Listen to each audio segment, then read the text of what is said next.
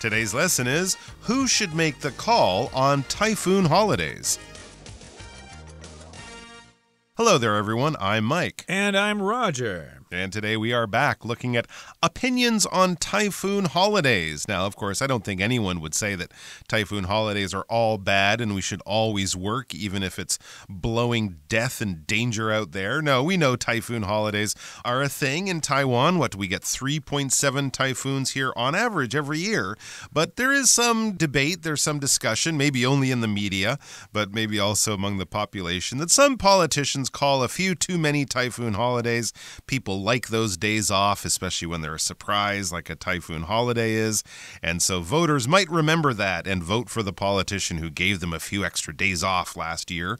Other people say that, well, no, if you accuse the politicians of that, you're ignoring the fact that they're often working with imperfect information. And if they don't call the holidays and they make the bosses happy by having us go to work, which of course will generally be better for the businesses, that could be putting people's lives in danger by ignoring the threats to public safety that would, of course, result of people going out there when it is blowing and rainy and windy because a typhoon is near. So what do we do about that? We're listening to different opinions. So far, we've had 3 interesting opinions, and today we have another 5 or so for you. So let's get to them.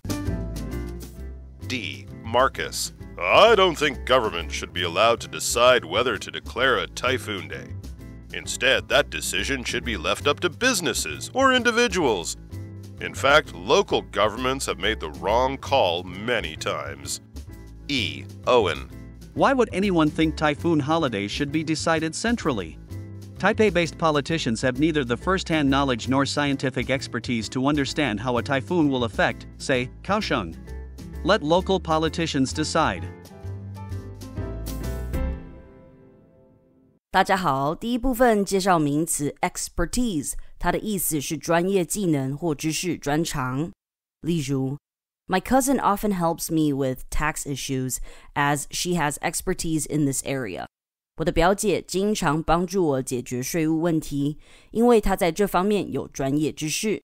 或者 The team relied on Gail's expertise in graphic design to create the company logo. 该团队仰赖 Gail 在平面设计方面的专业知识来创造公司的标志。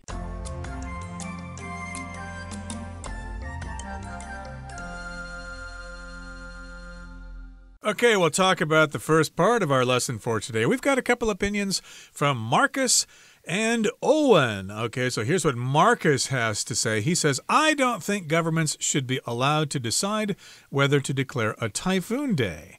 Okay, so nowadays, of course, governments make that decision, local governments in different cities and different counties in Taiwan here. And so, yes, he thinks that, well, these politicians, these governments should not make the decision themselves. Gee whiz, who should make the decision then? That's a very interesting point of view. Instead, he says that decision should be left up to businesses or individuals.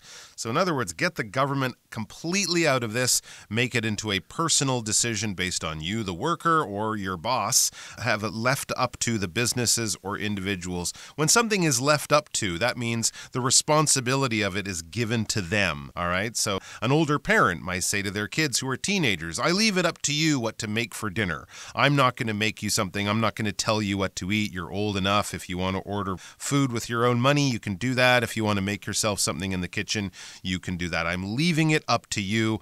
I am not responsible for this. I am giving you the responsibility to do it. So basically, the responsibility for whether to have a day off or not shouldn't be with the government. It should be with the businesses, with the bosses, or with individuals. I suppose if the boss says you need to work, but you think it's too dangerous, that's a discussion you can have between your boss. Keep the government out of it. And to back up his point of view, Marcus says, in fact, local governments have made the wrong call many times. Okay, so he's kind of saying when we do leave it to the government, they don't always do the right thing. In fact, they're often wrong. And here he could be referring to times when they made the call or made the decision that it would be a holiday tomorrow, but in the end, the typhoon just never appeared. It was a beautiful sunny day. And of course, they had a lot of angry bosses and other people calling them saying, look at this, this. You've lost me a day of work all for nothing. So these wrong calls, these poor decisions by local government make Marcus believe that they really shouldn't be involved in it at all. Indeed. Well, I don't think that's a good idea because No. I don't think individuals should decide. Most people will say, oh, let's have the day off, no problem. And they're not experts on this. But still, that's his opinion. Here's what Owen has to say. Why would anyone think typhoon holidays should be decided centrally? Okay, so he thinks it's kind of ridiculous for these holidays to be decided by the central government, I guess by the federal or the national government. Type A-based politicians have neither the first-hand knowledge nor scientific expertise to understand how a typhoon will affect, say, Kaohsiung or Pingdong or Taichung or whatever. Let local politicians decide. Okay, so yes, indeed, politicians, of course, are up here in Taipei mostly if they get elected in different parts of the island. They will attend the legislature up here in good old Taipei. And so here he thinks that people up in Taipei are kind of clueless as to how the weather affects people in the center and south. So he thinks the decision should be made locally, which I think it already is. I think they already do make those decisions locally, but maybe he doesn't know that. Interesting points of view, though. We have two more from Hannah and Grace coming up, so let's listen to those now. F. Hannah. If you want a system that enables flexibility and quick actions, localized decision-making makes the most sense. No one's in a better position than local authorities to react to rapidly changing conditions on the ground. G. Grace. Typhoon holidays are unnecessary and cause massive economic losses. Since COVID-19, many people have had the option to work remotely, and those who can't work remotely can commute to work as usual or use their annual leave. 第二部分看到名词 flexibility 表示弹性、灵活性。例如 The flexibility of this material prevents it from snapping when pressure is applied. 这种材质的弹性避免它在承受压力时断裂。或是 Dancers must have a great deal of flexibility. 舞者必须有绝佳的灵活度。继续看到名词 authority 它的意思是当局、官方。例如Local authorities recently announced new rules aimed at addressing the city's traffic problems. 地方当局最近宣布了旨在解决城市交通问题的新规定。也可以说 The local authorities are investigating the cause of the accident. 地方当局正在调查这起意外的原因。再来介绍名词 option 表示选项、选择。我们可以说Evan is considering his options for language courses. Evan 正在考虑语言课程的选择。又或者说 I can't decide where to go on vacation this year. There are just too many options. 我无法决定今年要去哪里度假，选择实在太多了。另外补充这个字的形容词 optional, O-B-T-I-O-N-A-L, optional, 意思是可选择的、非强制的。造个句子 For this recipe,Adding a pinch of salt is optional. 对于这个食谱，添加一小撮盐是非强制的。再造一句 The training session is optional, so you don't have to attend if you don't want to. 该训练课程并非强制性，所以如果你不想参加，就不必参加。接着介绍动词 commute 表示通勤、上下班往返。可以说 It takes Jack about half an hour to commute to work each morning.Jack 每天早上通勤上班，大约需要半小时。又或者说 Most people in major cities commute to work in about an hour. 城市中大多数人大约需要1个小时通勤上班。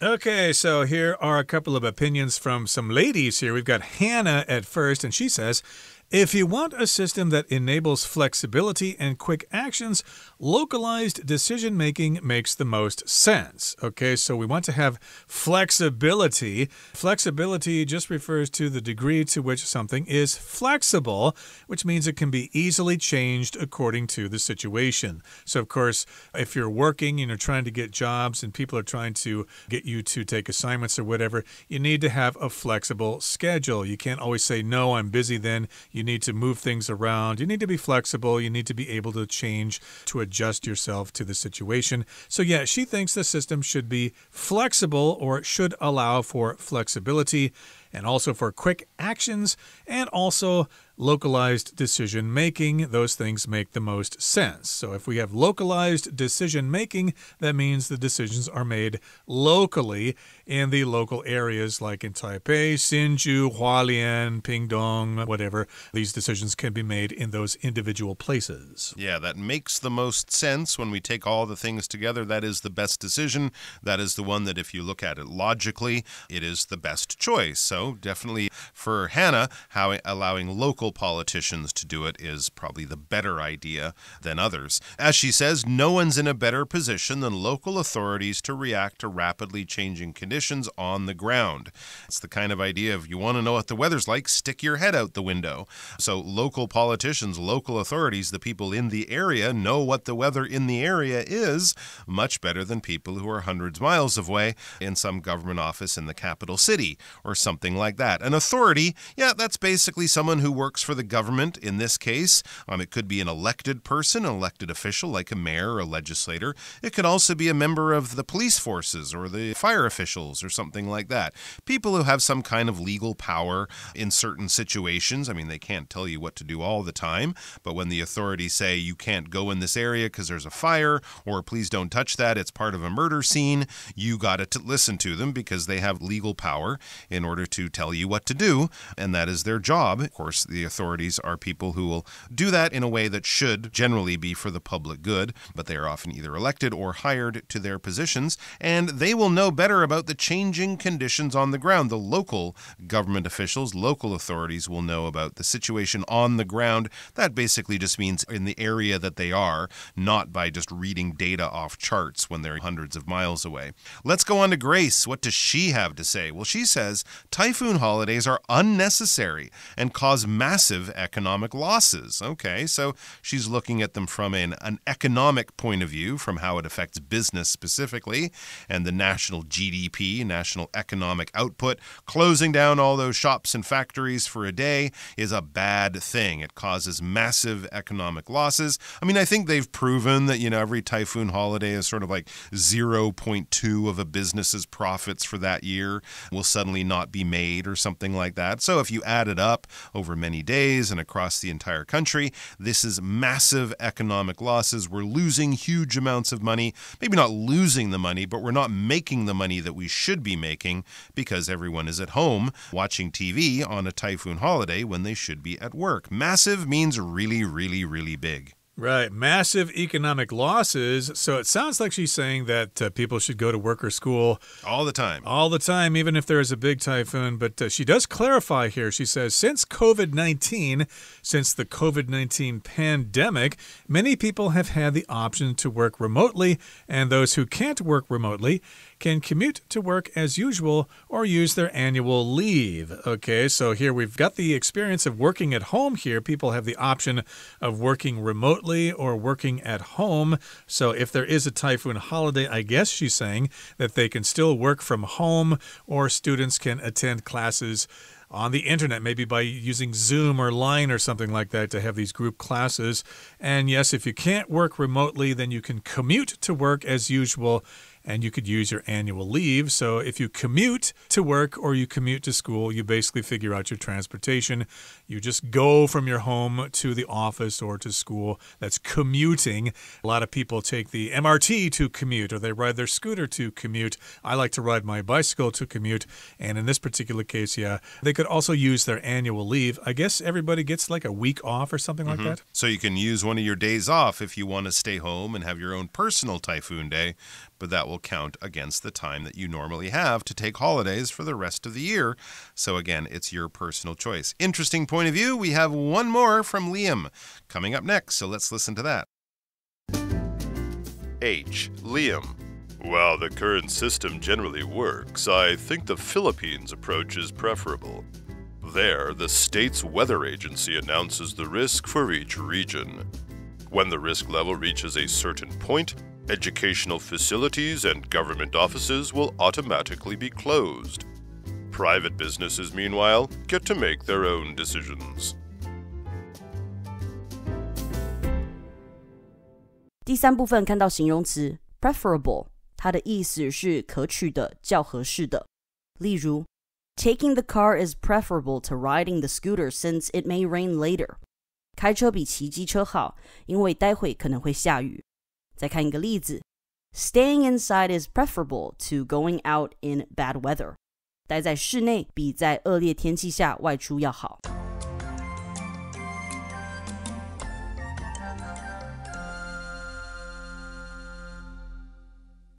All right, here's what Liam has to say. He begins by saying, while the current system generally works, it is true that it works, I think the Philippines approach is preferable. So he's kind of done some research and looked at the examples of other countries that suffer from typhoons here in Southeast Asia. Of course, Taiwan gets typhoons all the time. China gets them. Korea, Japan, the Philippines, maybe Vietnam and places like that. They all get typhoons.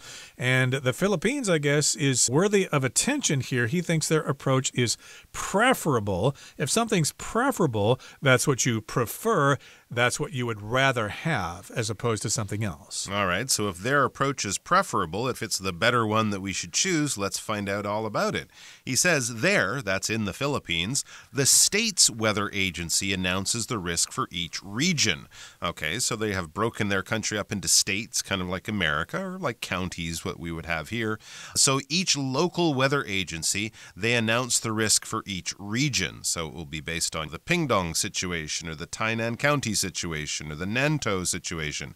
And that would be based on the weather agency in that area. So the people who know the most about the weather and the most about the local conditions, because they are in that location, in that region, they will announce the risk, the danger for each region based on the winds that are expected, the rain that is expected, when the typhoon is going to hit, if there's going to be any storm surge, any big waves that could cause flooding coming in from the ocean and stuff like that. So they look at all the different dangers and they make an assessment. It could be based on a number or maybe a scale of green through red, with green is safe, red is most dangerous, or something like that. And so it says when the risk level reaches a certain point, educational facilities and government offices will automatically be closed. So there is no big national decision. Of course, the Philippines, this makes sense, right? Because it stretches over many hundreds or thousands of kilometers and it's thousands of islands. So you can see how in the north and the south it would be a very different situation. So that definitely makes more sense there. But if the risk level, if the danger in each area as the wind speeds increase or the amount of rain expected goes up, if the risk level goes up, then educational facilities and government offices will automatically be closed. So they kind of have different levels, different triggers. If a certain thing becomes so bad, then they know what to do. So the decision making is relatively simple. And if it does get dangerous enough, if it heads into the orange or the red level, the very dangerous or extremely dangerous levels, then educational facilities. And a facility is often an institution that has been built for a specific purpose in order to help in society or help a group in specific ways. Educational facilities would be schools, colleges, universities, vocational schools, places like that. Places for education that come in all shapes and sizes. Medical facilities would be hospitals and clinics and hospices and things like that. All sorts of different things that are built for people who are sick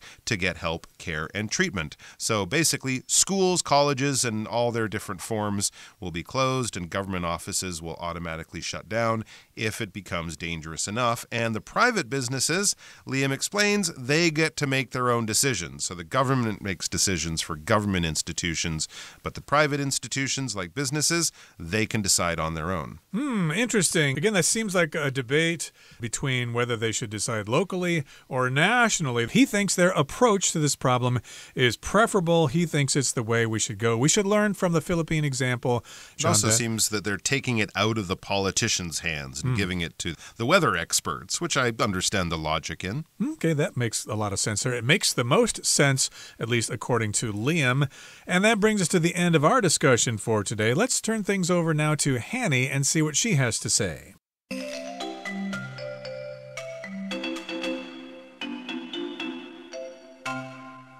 各位同学大家好，我是 Hanny。 我们来看今天的文法重点。在课文第一部分， Owen 提到位在台北的政治人物既没有第一手资讯，也没有科学专业来了解台风会如何影响比如说高雄这样的地方。好，那文中他用到 Taipei-based politicians 来表达位在台北的政治人物。这边我们来介绍复合形容词，名词连字号 based 的用法。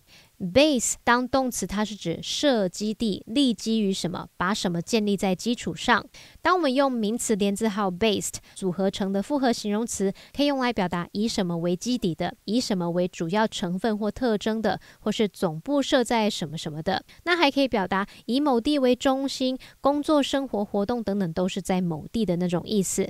好，那举几个例子，像 a plant-based diet就是植物性饮食，以植物为主，以植物为基底的饮食方式。A London-based company 表示总部在伦敦的公司。A tourism-based economy 表示以观光业为主的经济。那这边也补充一下 base 当动词的相关用法。Base A on B 或是 base A upon B， 这表示 A 以 B 为基础， A 根据 B 而来。那被动用法就是 A be based on 或是 upon 再加 B。举例来说 The movie is based on real-life events. 这部电影是根据真实事件改编而来的。好，那么 base 它还可以表达以什么作为主要地点基地，我们就可以用 base oneself in 加上地点来表示。例如They're going to base themselves in London and make trips from there. 他们将以伦敦为主要地点，以伦敦为据点来安排他们的旅游行程。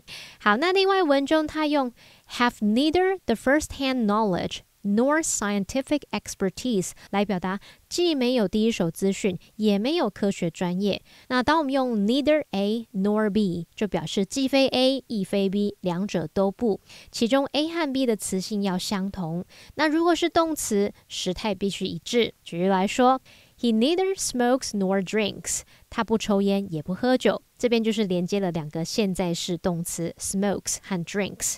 好，那我们现在如果用 neither nor 去连接主词的话，动词是要配合最靠近动词的这个主词做变化。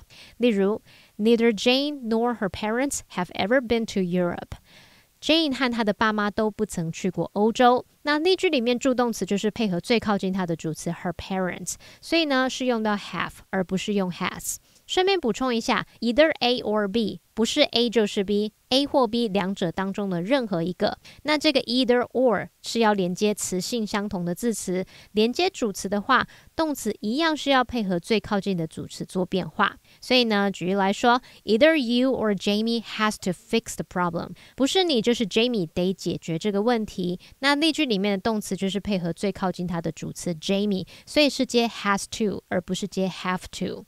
好，那以上是今天重点整理，我们来回顾今天的单字吧。Expertise. We should ask someone with legal expertise to take a look at this contract for us. Flexibility. Carl's flexibility allows him to take on various roles for the company. Authority. As police searched for the escaped tiger, the authorities warned people to stay indoors. Massive. The festival is expected to bring massive crowds again this year. Option. If the bus would arrive too late, then taking a taxi might be the best option.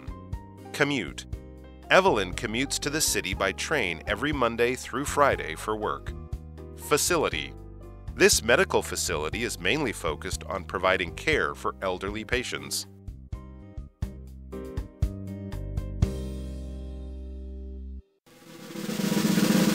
Discussion Starter starts now!